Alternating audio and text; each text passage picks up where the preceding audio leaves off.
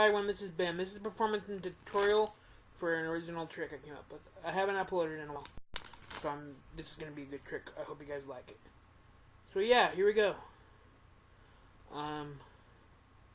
For this trick, I need a card selected, but first we're going to shuffle the deck to make sure we're not cheating here.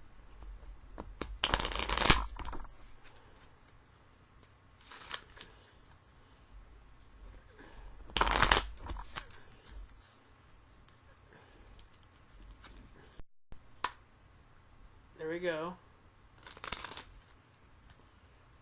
This is really laggy, my freaking videos. Movie Maker software, and I don't know why. Anyway, I shuffled the deck. Now, a spectator can select at their free will. So let's say they choose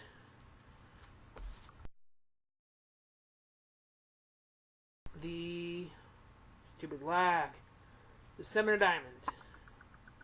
Remember that card, right? So, take the 7 of diamonds, and we're just gonna take it like this. And we're somewhere into the middle of the deck, just like that. And now, this is the cool part.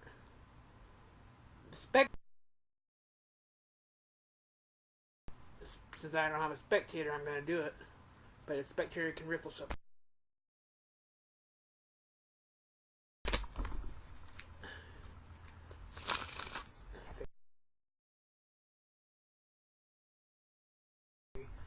Feel like they want to. Alright, now I'm going to try to find the card. But in a real performance, I wouldn't have looked at it to begin with. But yeah. Anyway, so I'm going to try to spectator's card. So here we go.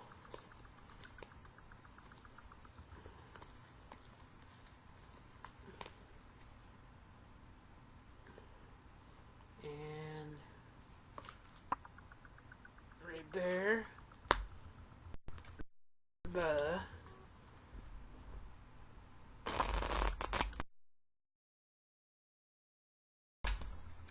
right there is the 7 of diamonds. My camera is really laggy, but for this trick, this is original. At least I think it is. I don't know. I've seen a trick similar to it.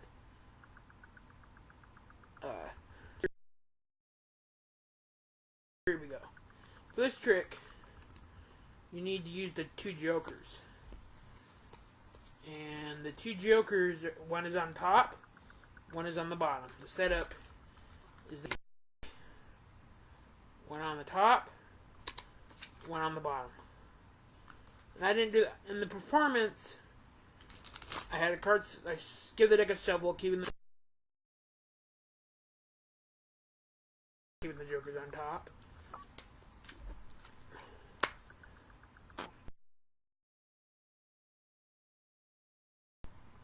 The jokers will still be on top.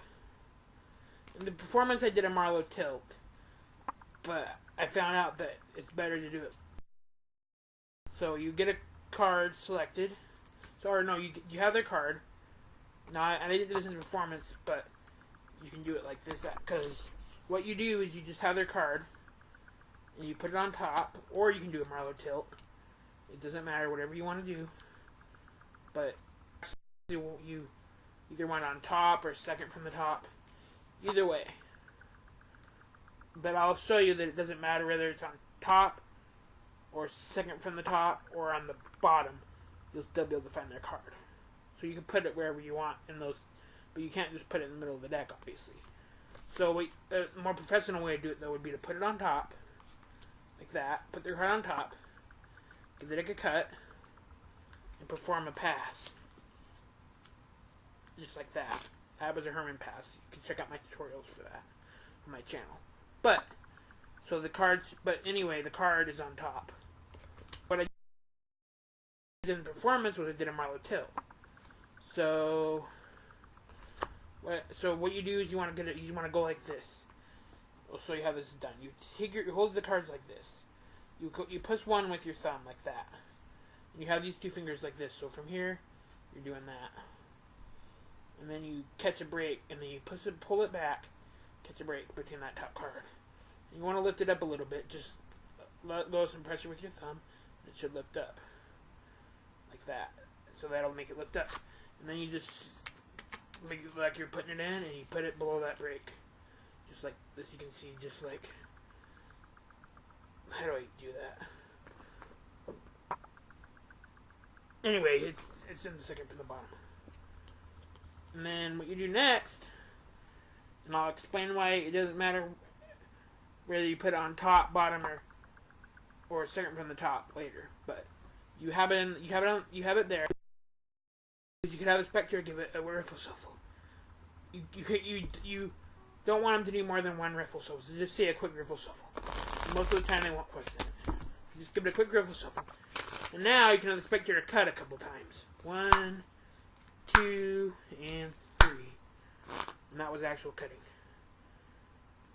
Okay, so you cut the deck 3 times, or however many times they want. And now here's the trick to this, and this is why it doesn't matter. Because what you're looking for is the jokers.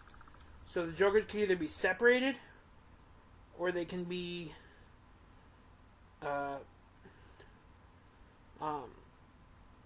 together. So if they're separate, here's what you want to do if they're separated. If they're separated, you want to take the card next to the joker. This is a hit or miss. If the card next to the joker here is not their card, there's 2 other places where it can be.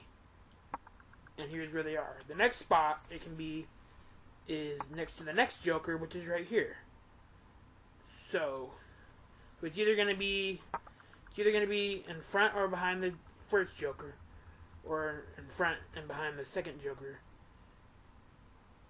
Okay? But it's going to be next to the jokers. Either way you do this. The card will always be next to the jokers.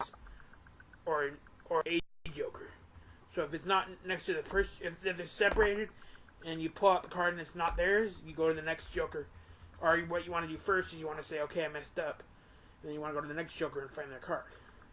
And use whatever pattern you want. But basically that's the idea of the trick. You just are basically knowing where the jokers are.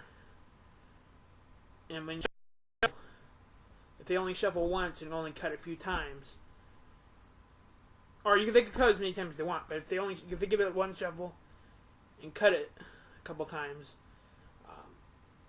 it'll make it so the deck doesn't get disturbed, at least the setup, but you'll be able to find it. So this is similar to a trick, I think, done by LT Magic TM, and it was one of their tricks where they used the 4s, and the spectator got a shuffle, and there's all these different outcomes, but that one was like a really complicated video.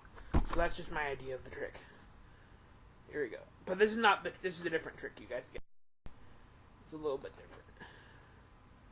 Anyway, bye guys. Peace.